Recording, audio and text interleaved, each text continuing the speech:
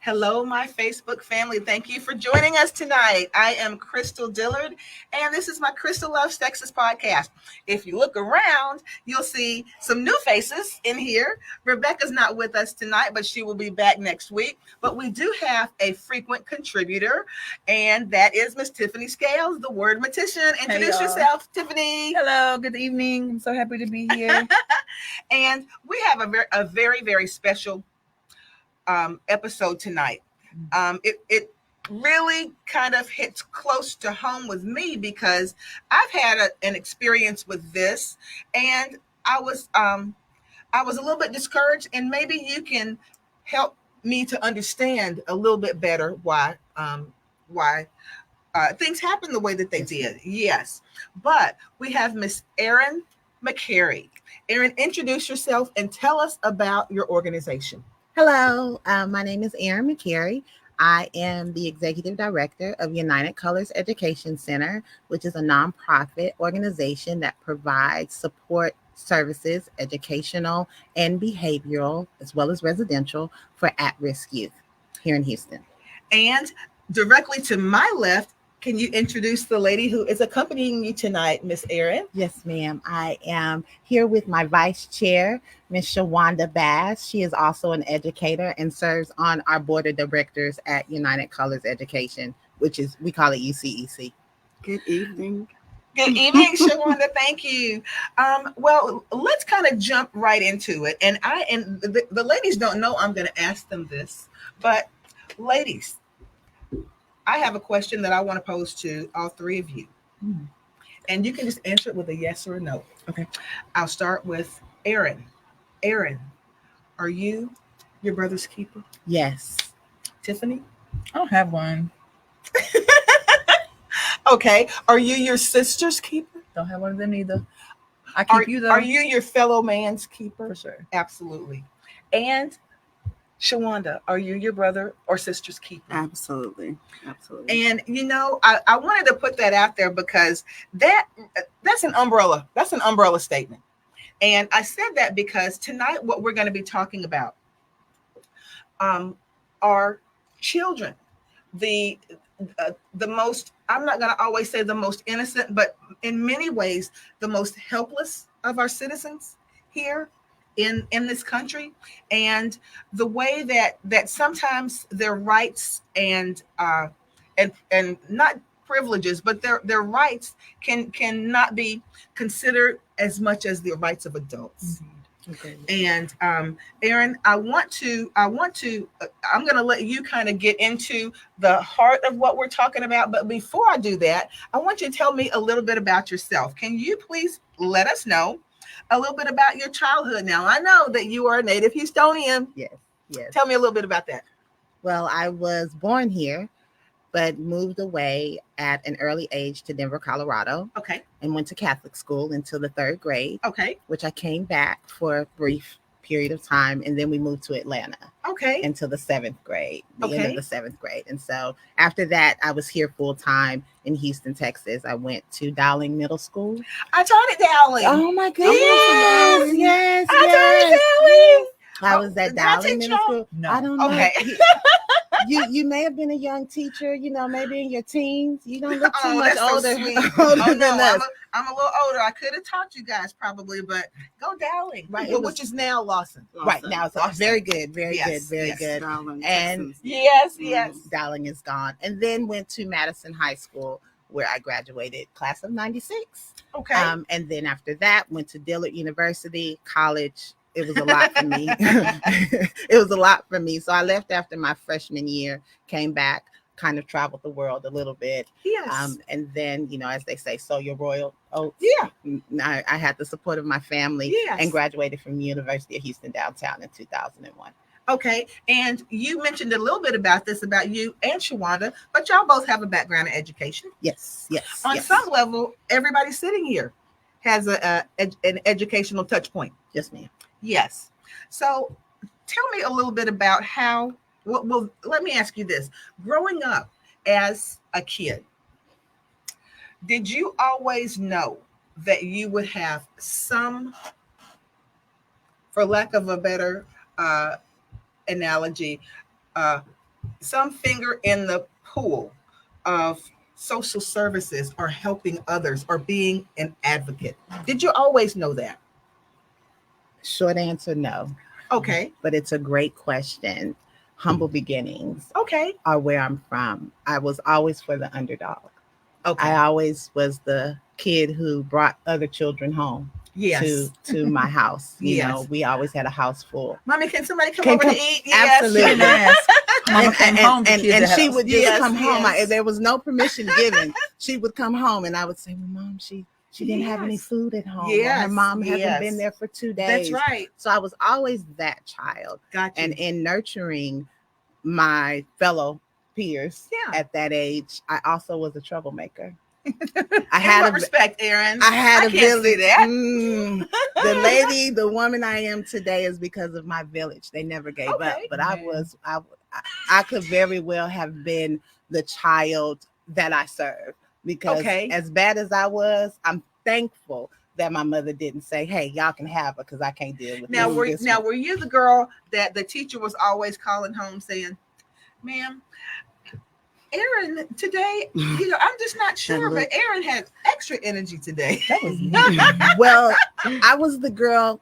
My aunts and uncles went to Madison. Yes. My family has been in that area for 50 years. So Wow. my teachers, I came from a set where the teachers knew your mom. They knew, I stayed across the street from my principal. Yes. And so I was scared to act up in school. I love it. So I love it. I didn't. It wasn't across the street from your. Gotcha. It wasn't that I was the one that they called. I was the one that they took in and say, now yes. If I was to call Sam or I was to call PK, that's right. What's gonna happen? Yeah. So I'm gonna need you to get it together. I was extended a lot of grace. That's great. In school, and I had a lot of support from the educators around me. That's right. Now let me ask you this, Miss Shawanda. Mm-hmm. Were you the imp in school? Were you the one who got in trouble, or were you the good little kid that did everything right? I didn't do at school. Yes, I was the student. I was involved in a lot of extracurricular activities. Okay, so I had to kind of stay in line. That's good to be able to participate. Yes. But I was a good student. Good grades. Good. What schools?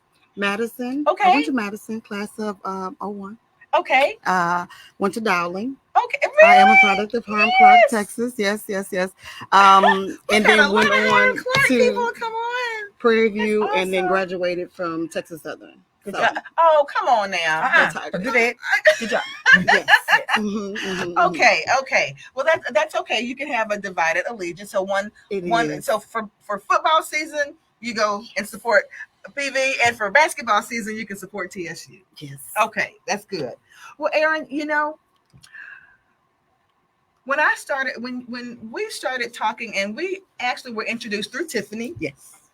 And Tiffany told me, she said, you really need to talk to Aaron because she has an organization, and her organization is all about uplifting and supporting kids who may have been overlooked. Tell me a little bit about how you became involved in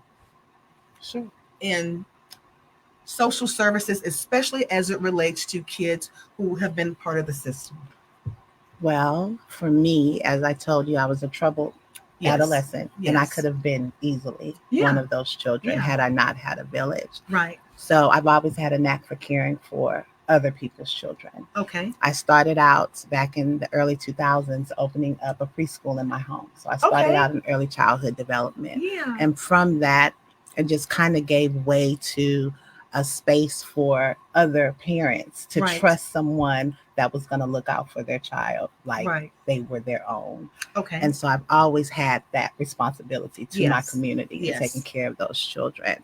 But social service work for me didn't start until I saw the need with our community today, back when the pandemic started. Wow. The need for children to have support that was overlooked because everybody was so busy with dealing with everything other than children's voices. What were some of the things that you witnessed or observed? The need. Yes, ma'am. The need, not getting the support they needed educationally. Okay. Not listening to that thought that I can't do this, not because I'm incapable of doing it, but I don't have the right support. My learning style differs from what I'm being taught, Right. and not having the voice. I tell adults all the time, I don't care for grown-ups, but I love children. Yeah. I'm going to advocate for them. Yeah. And so I ended up being that voice that Right. spoke up to those parents, and they started to listen. She's one.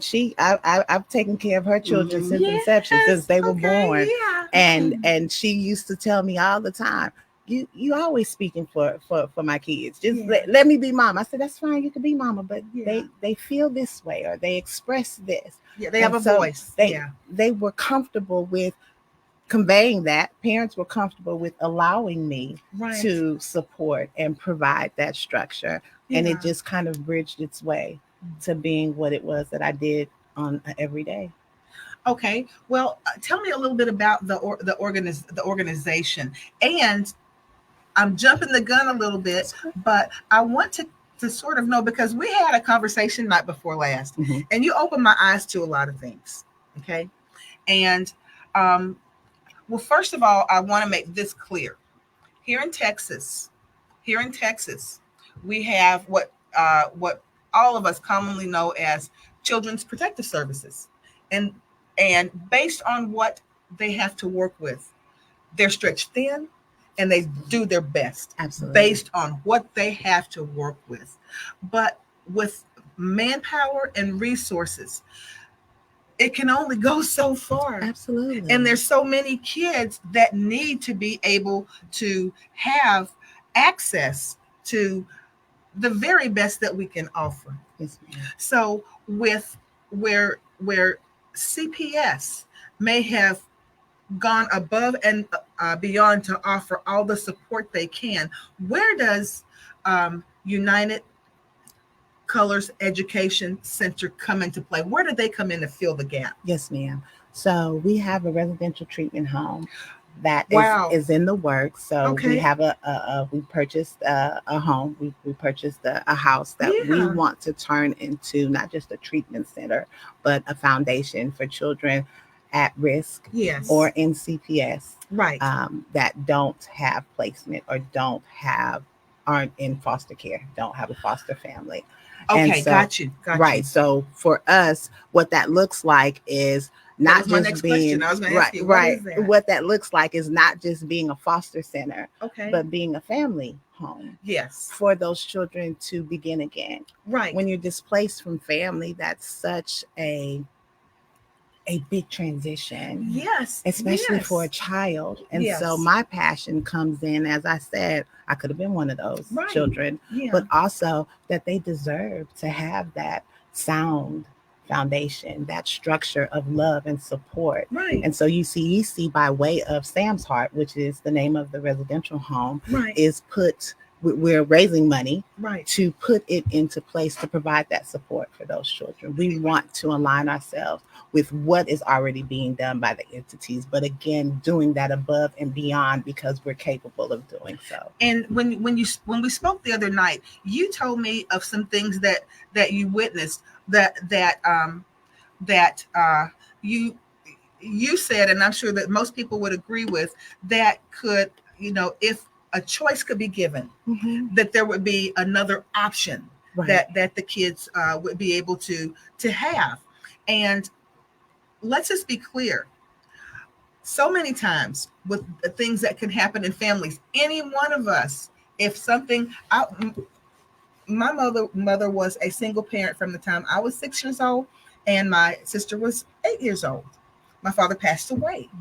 And if anything had happened to her,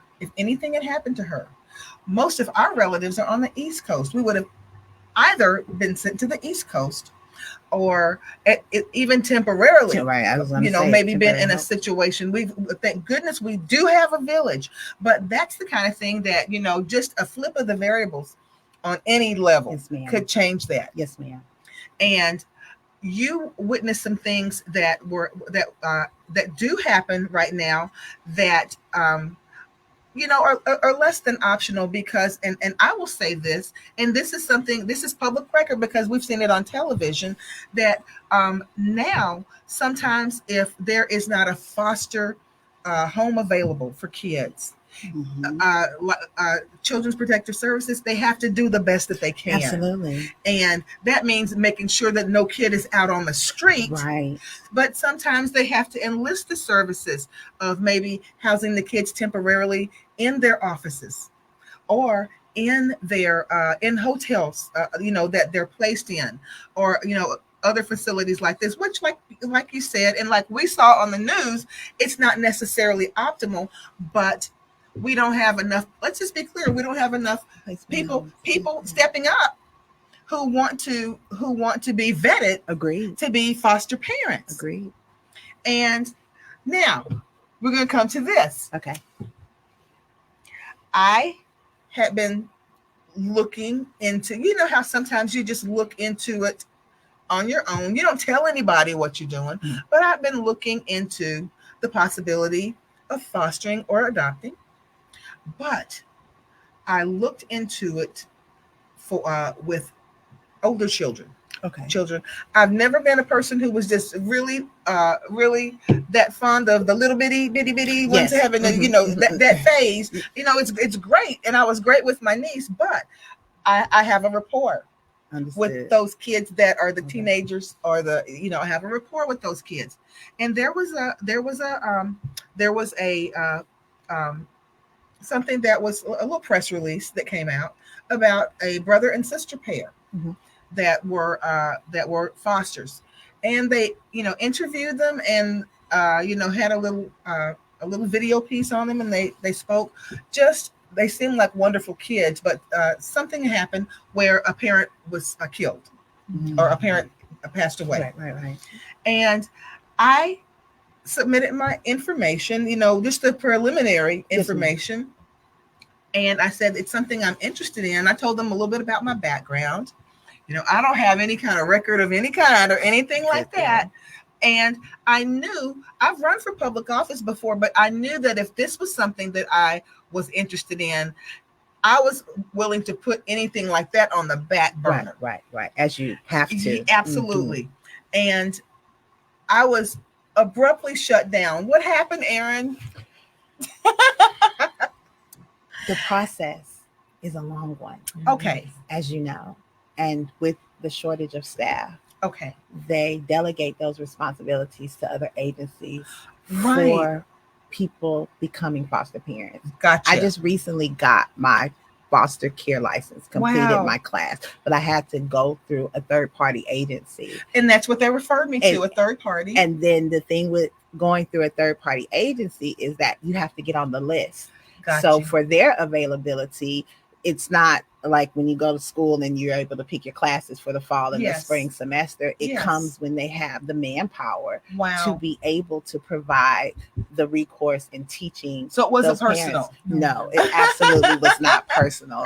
It's a lot to do. It's a lot to do. And then another thing that happens is, depending on what type of foster parent you are going to be, you have to go through more than just classes with that foster care. Sometimes you have to go through classes with the courts.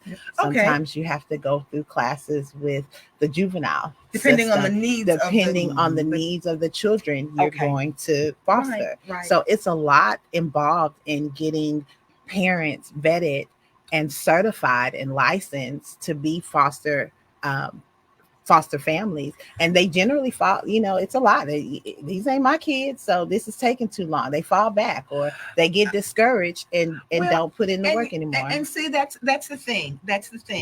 I don't want, and you've made this clear. I don't want others out there, because of the experience that I had. And Eryon has just cleared up a lot for me, because I was just thinking, well, goodness, it would seem like they would be interested at least in talking to someone who wanted this. They do.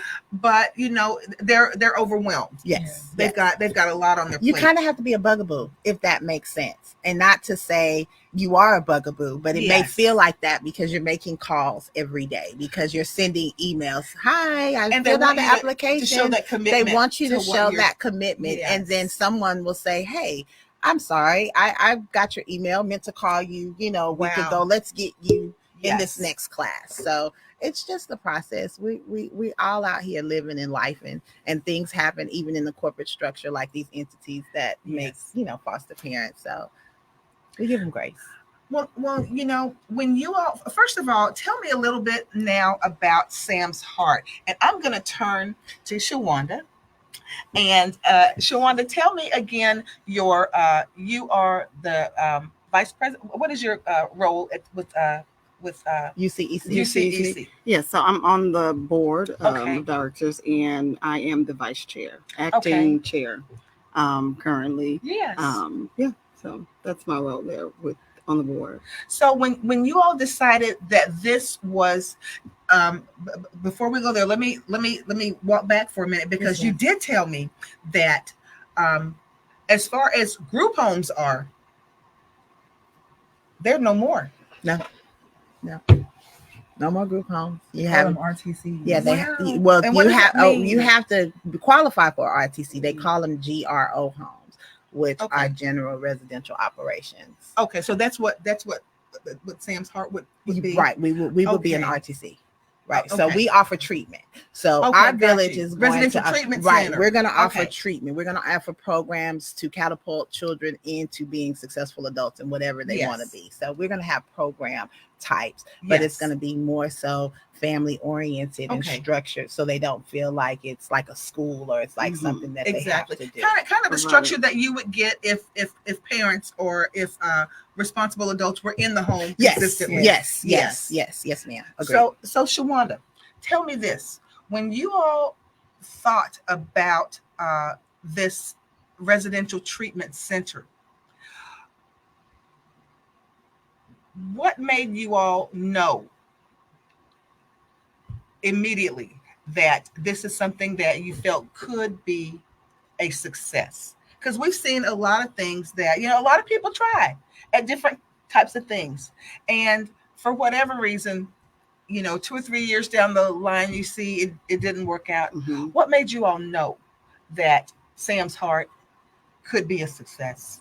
Well, we know that there is a need out there for it. Yes. And that's pretty obvious. And like all things, there are challenges that will come with that. Yes. But we've been steadfast to continue to move in the direction of establishing Sam's Heart, and just knowing that where, almost like that saying, like if you build it, they will come, I guess you could say. Yes. So it's an innate feeling that this can be done. It's not a lot of options out there. Okay. It's a need, and we're willing to provide it. So that's where we are with, pulling it together. We're still going in that direction, and that's what one of our biggest missions is, to get this up and running for the community and for the children who need it.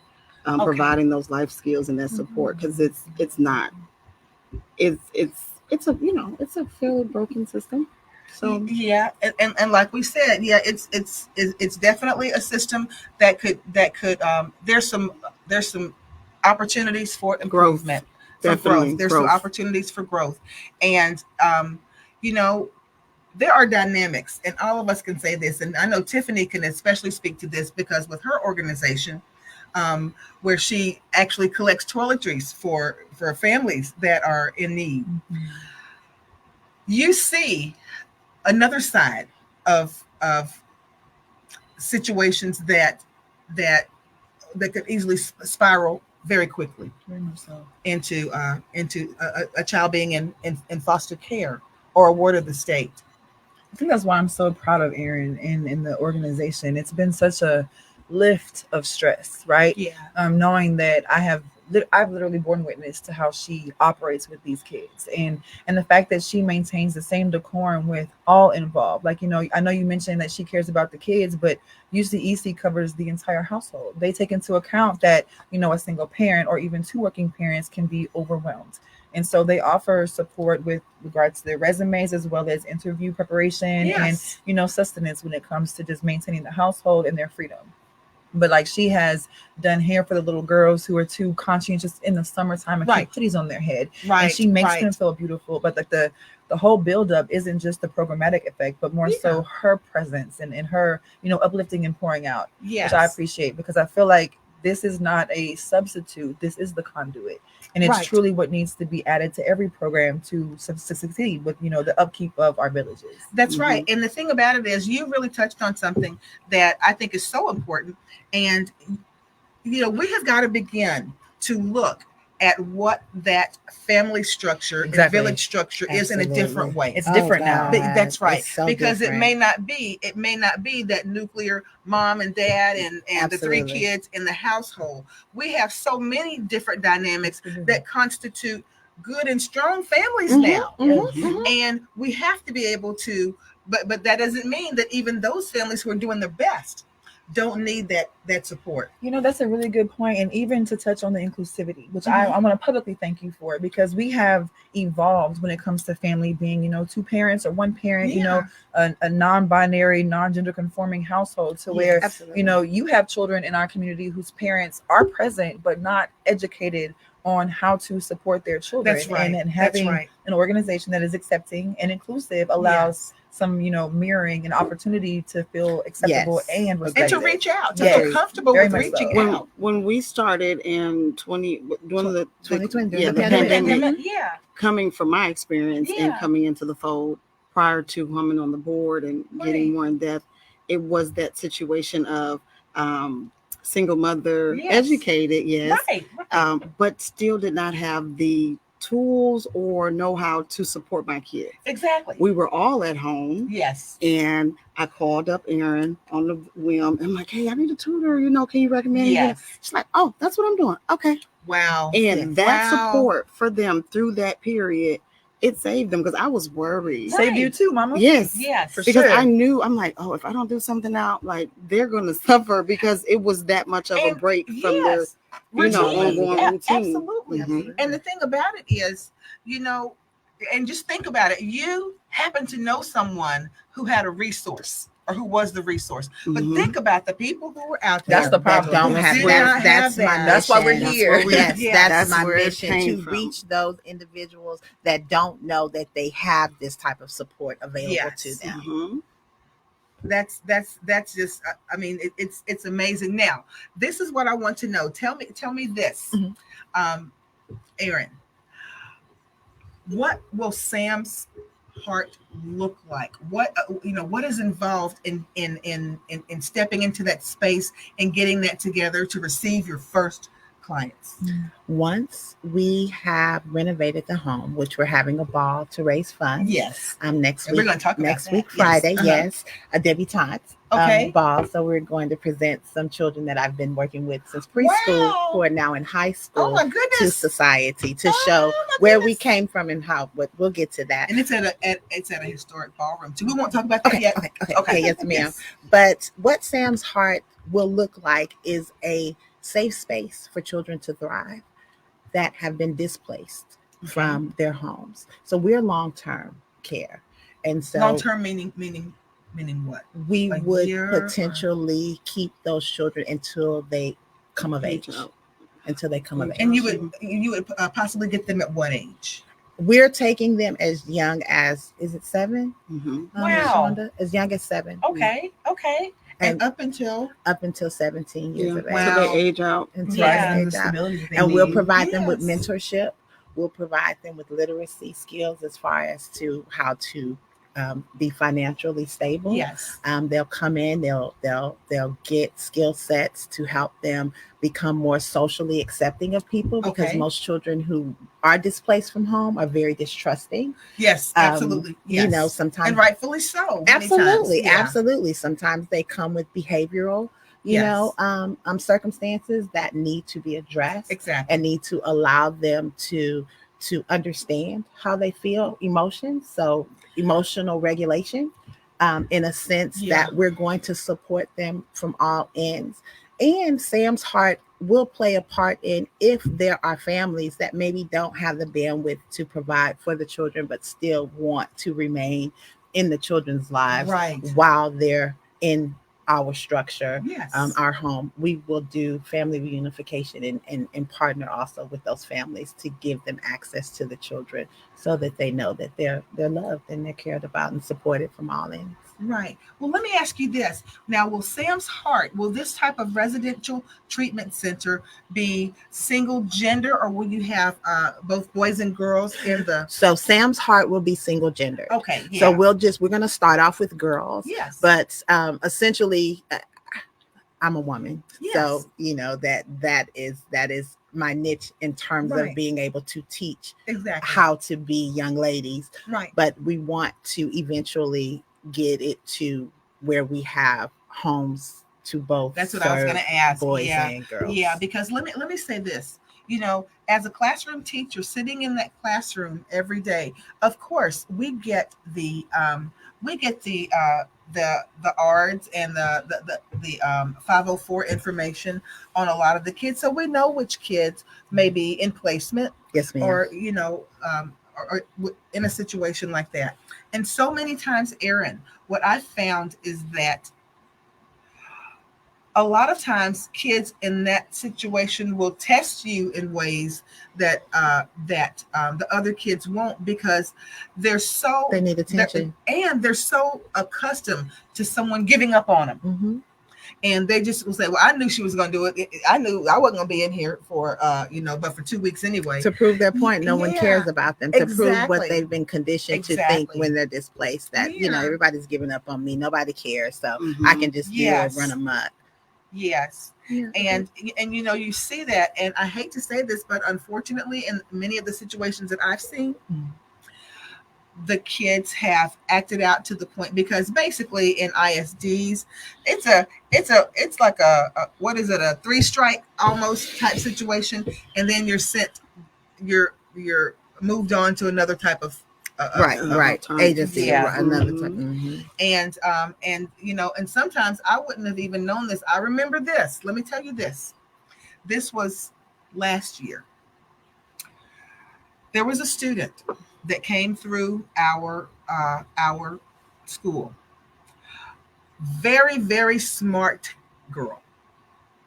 Very, very smart girl. But she always treated me with the utmost respect. But I saw her completely lash out on other teachers. But she would come to school sometimes, and you could tell she was high on something. Mm-hmm. But even through that cloud, she was very respectful to me. And I would ask the girl that I knew was her friend. I would say, well, I'm gonna call her Susan. Where's Susan? I haven't seen her in 2 weeks. And they would say, well, she was down in Harris County, and then she'd come back, and then we found out that the lights were turned off at the house, and there was no electricity and water at the house, and there was a younger sibling at the house, and then the father had gone back to jail, and that kid was trying to hold it together as best, all of that with as best, and ultimately she became a ward of the state, which probably may have been a little more stability than what she had. Right. At least you get a consistent roof over your head. Right. But I know that kid, you could tell that with only, and I'm not an expert, Erin, you are, but only with consistency and being shown love and knowing that she was going to have somewhere to go every night. She was going to have clothes and food. That would have been what she needed to catapult her forward. That's all that she would have needed. Absolutely. Agreed. And when I saw that, and I knew that at that point, I wasn't going to be able to step in and say, okay, well, listen, can you fast track me? Can you put me in that program? Because that's what you want to do. That's what I wanted to do. That's what you want to do. Yes, ma'am. And I understand that foster parents need to be carefully vetted, because you got so much going on. It's a lot. Yeah. So much going on these days. And I know that you guys have probably seen or heard about it, so much of it.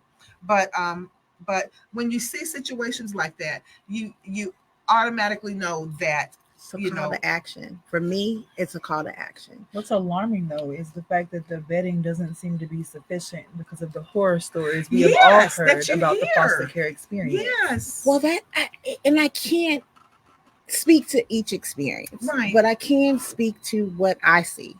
And that is, where's the handbook on how to raise a child? And you're receiving a child that's not of your blood, Right. that's not of your kin in terms of fictive kinship, where Right. you're the neighborhood aunt or cousin. So you know nothing about this child, and they come in, like you said, that little girl, she was respectful to you, very, but she trusted you. Yeah. But guess what? She didn't trust anyone else. Yeah. Right. Yeah.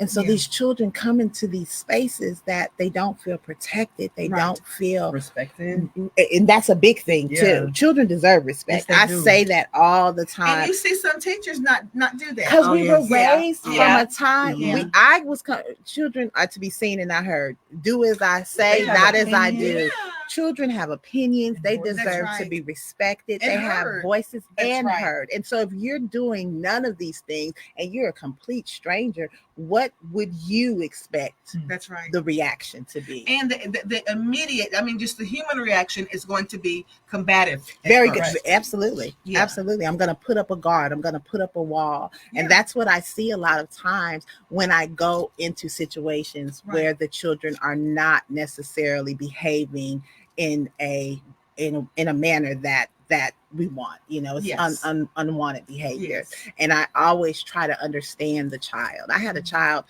curse me out one day while I was working with the children, and it wasn't because she didn't like me, because she didn't know me.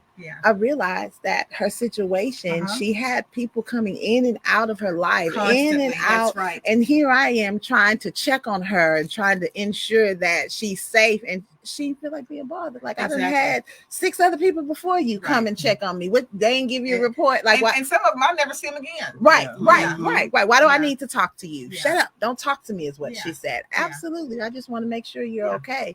And it's those types of, I guess, skill sets that they don't come with. It doesn't come with every parent, every foster parent, right? Because like you said, that's true. We want respect. We're the adult. You should respect us. But in a situation like this, you have to earn that. But all these things be the things that they vet folk for? Because I can't imagine someone as patient as Crystal.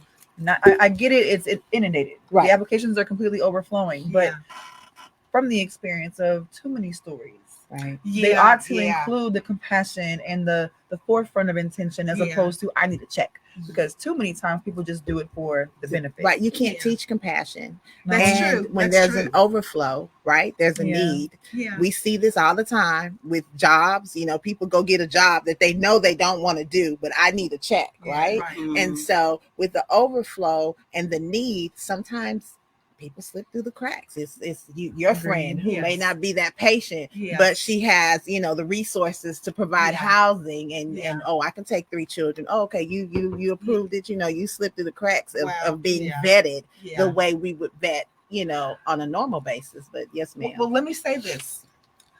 Seeing the horror stories that we've all seen, there are also some success stories. Mm-hmm. I have a friend who still is a foster parent. And she's been a foster parent for her kids are grown.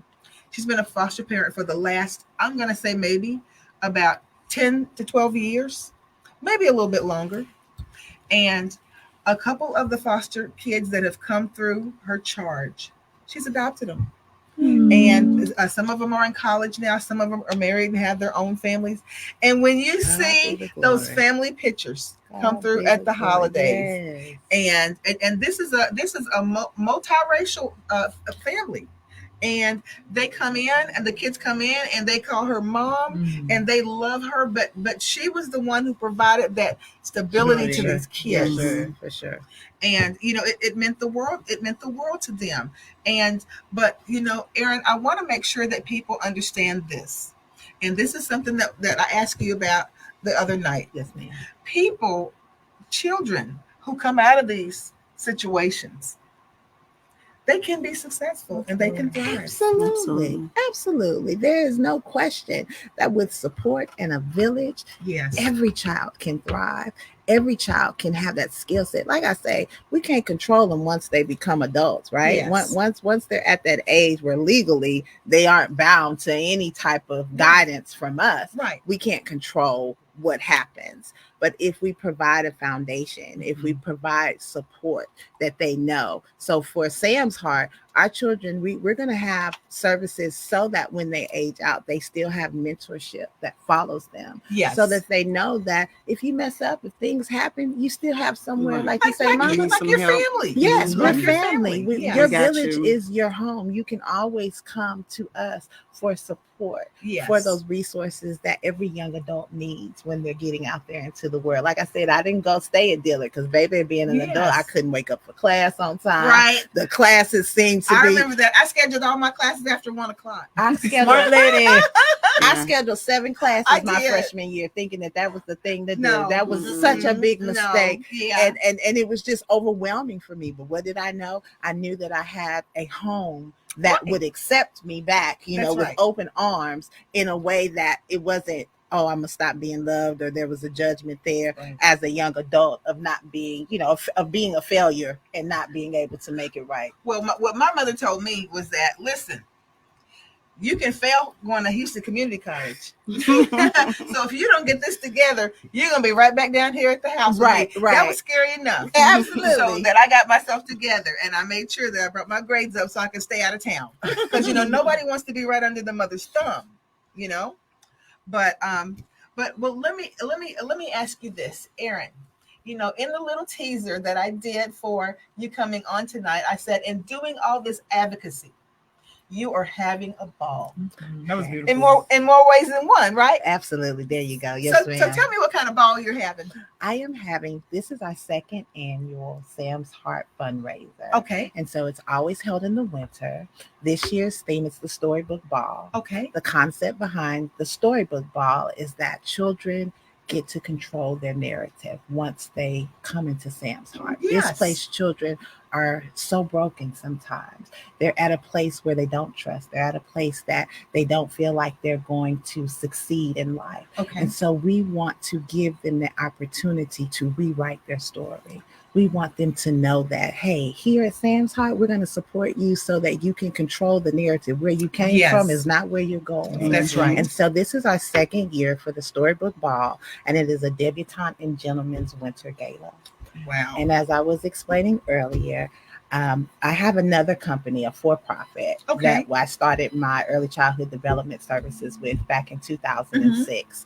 And so with that, I had a preschool, ran out of my home. It was a bilingual preschool, ran out of my home. Okay. I moved into a building right here off of Alameda in 2015. It was for like about a year, but I had daycare services. Okay. And so those children, 8 of those young girls who started out with me in preschool are now either 11th grade, 10th or 11th graders. Right.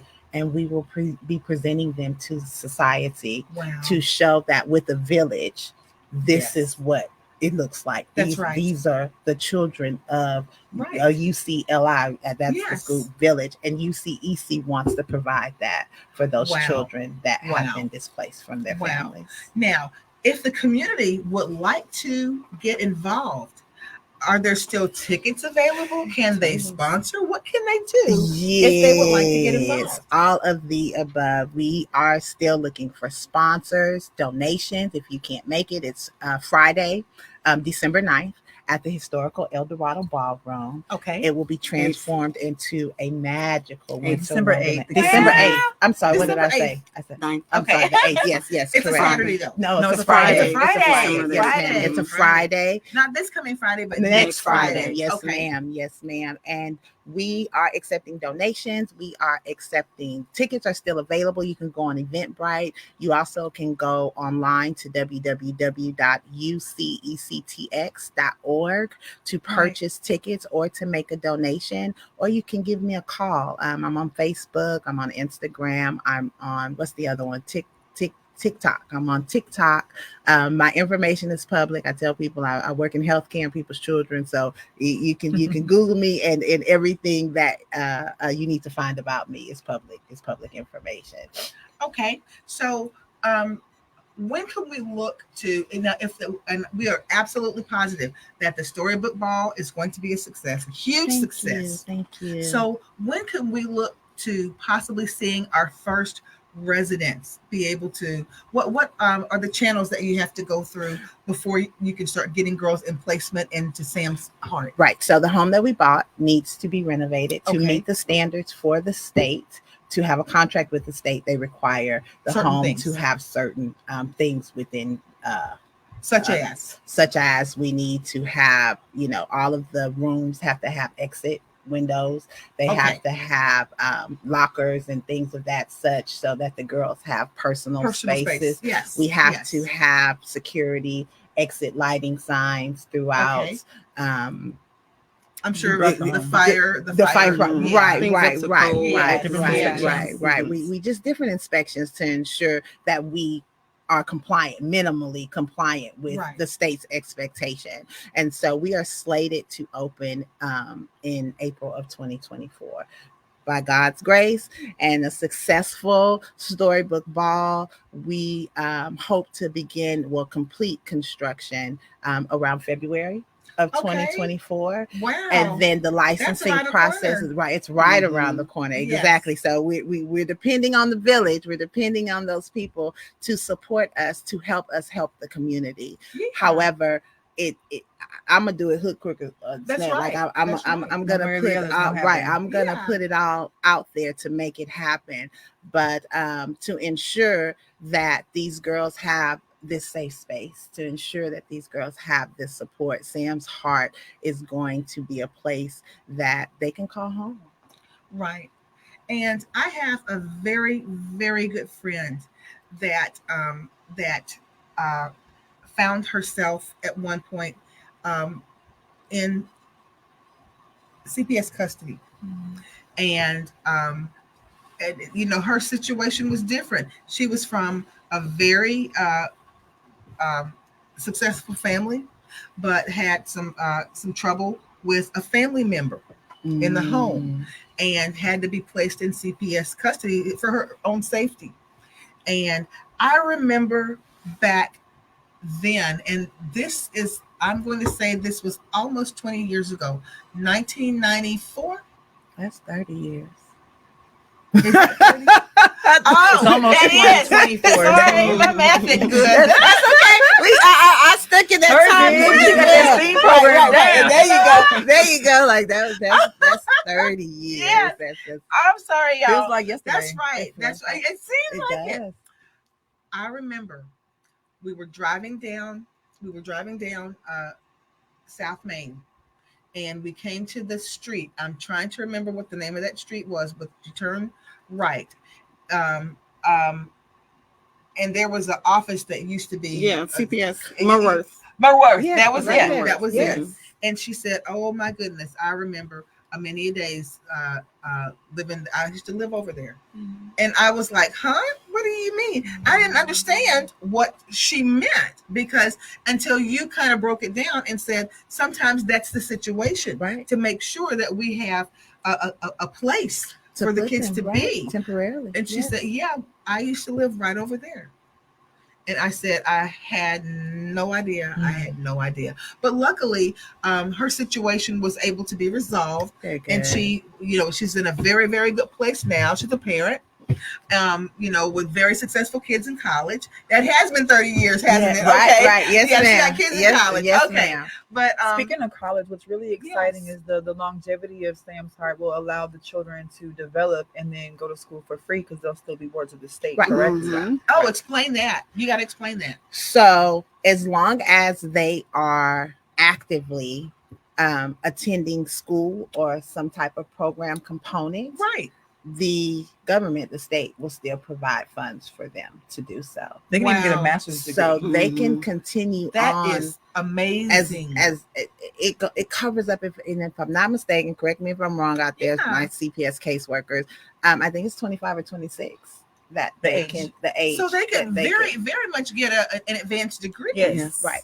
That's Right. There are amazing. program components that will allow them to. That's why I said they're success stories. Yes, very Right. much so. So when you put all of the pieces into play, right, Yes. and you structure it so that they know that, hey, we're here for you. This is the next stage, and then this is the next stage. Mhm. You There's some more absolutely options. will get to your goal, and that's what Sam's Heart is going to do. We're going to reach all of our girls that come into our home are going to reach goal. They're going to be successful Yes. adults. They're going to know Yes. that they have support, but not just support. They're going to have the know-how. We're going to create those critical thinking. We're going to stimulate those critical thinking skills so that they have it for themselves to know Yes. how to get it.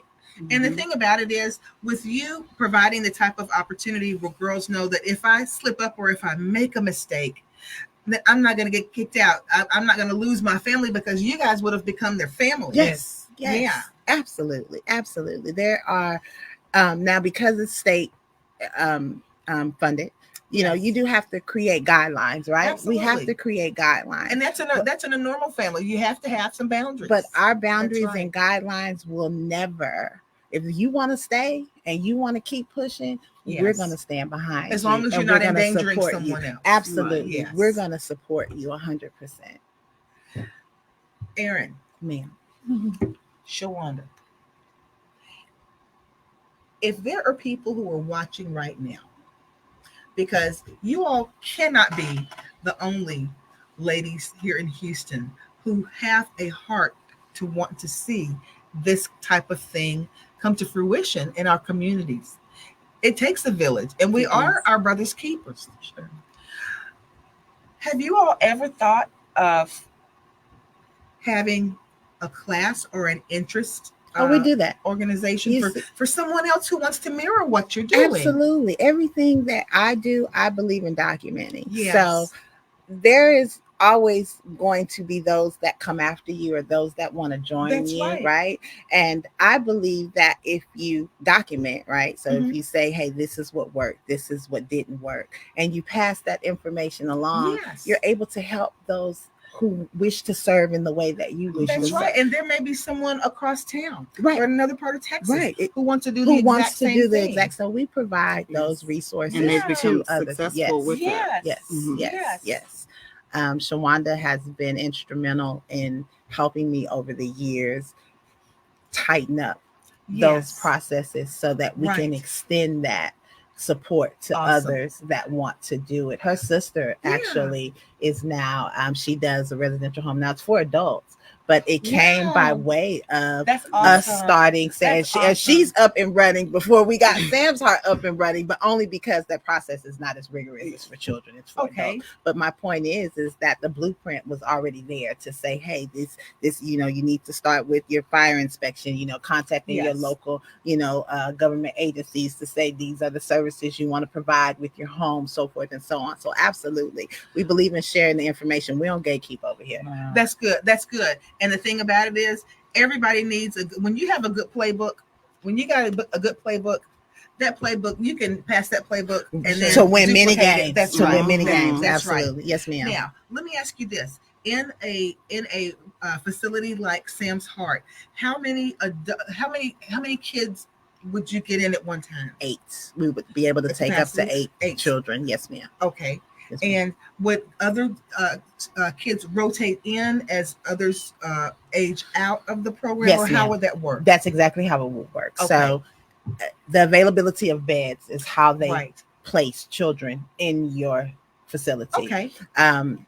We would, if children didn't fit or maybe were reunified with the family, we would have open spots. Then that availability would show with state agencies like CPS, because CPS is not the only agency that we're going to accept children from. Okay. So we're going to accept children from the juvenile department. Right. Yes, ma'am. We're going to accept, and we will also accept private residents. Now, if a child is coming from Harris County Juvenile Services, would that child's parent need to at that point sign a waiver saying that the child could come and live with? How would that? If the child is coming from juvenile, then the courts have already been the courts have been involved. Yes. The parent has no say, so the judge has ordered this child to render.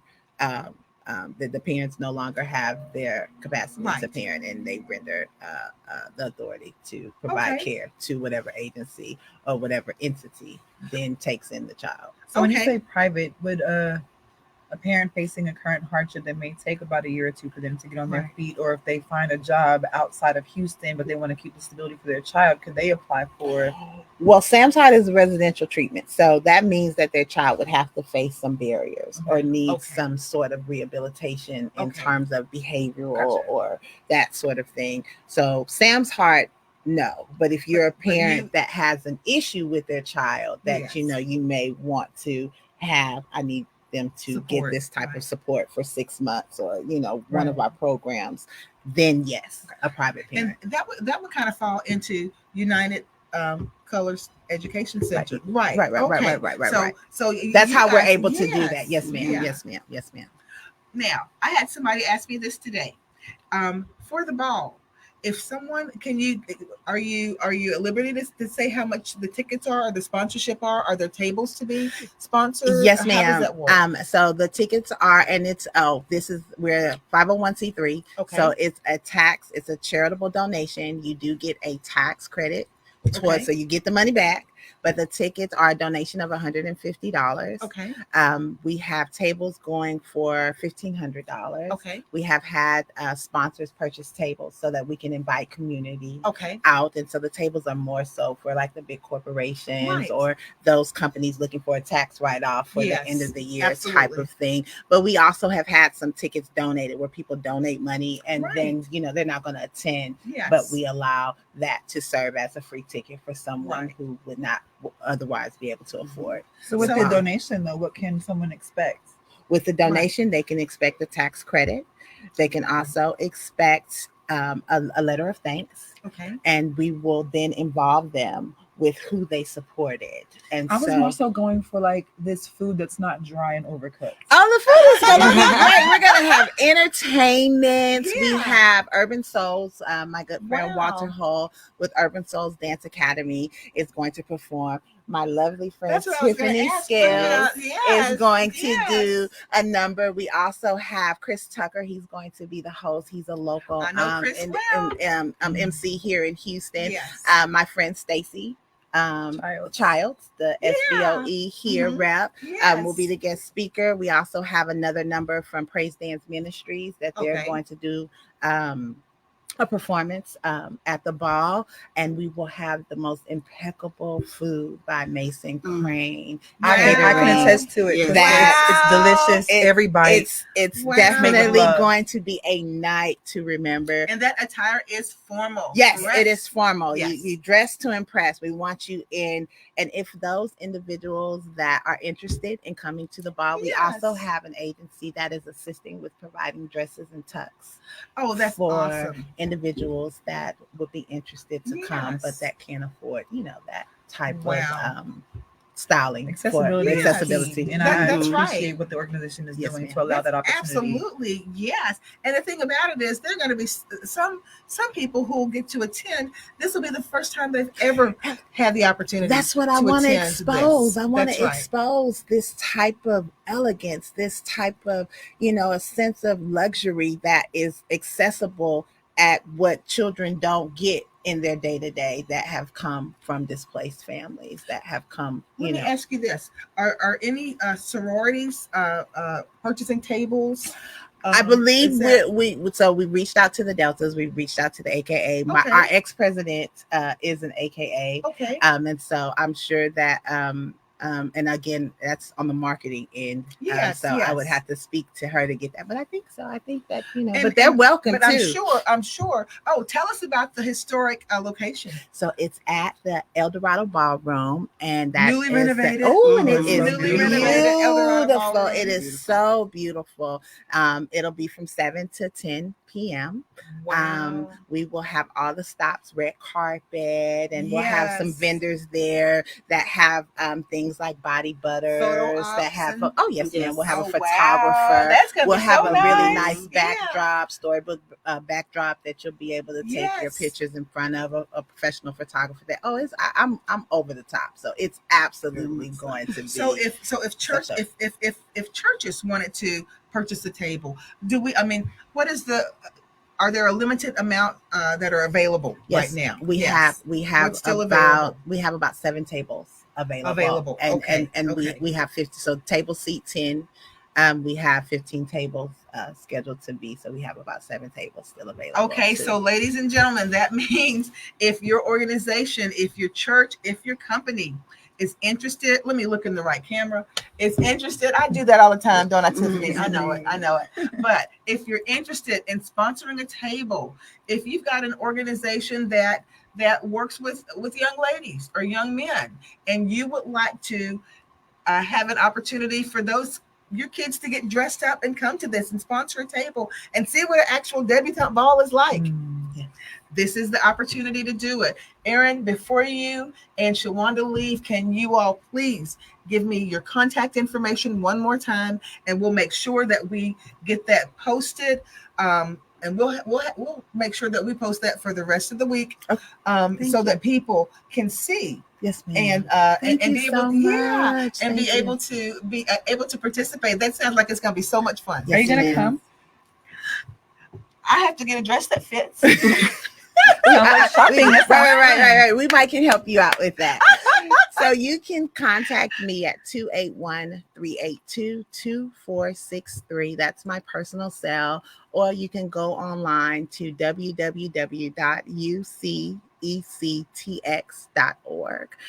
Yes, and it is the goal of United Colors Education Center to sell out this ball. Yes. Because that would assure that Sam's Heart is going to open on schedule, on time, in February. Yes. And of course, is there a newsletter that comes out? Yes, so there is a monthly newsletter that comes out. Well, a quarterly newsletter that comes out, and our, what is it called that's published?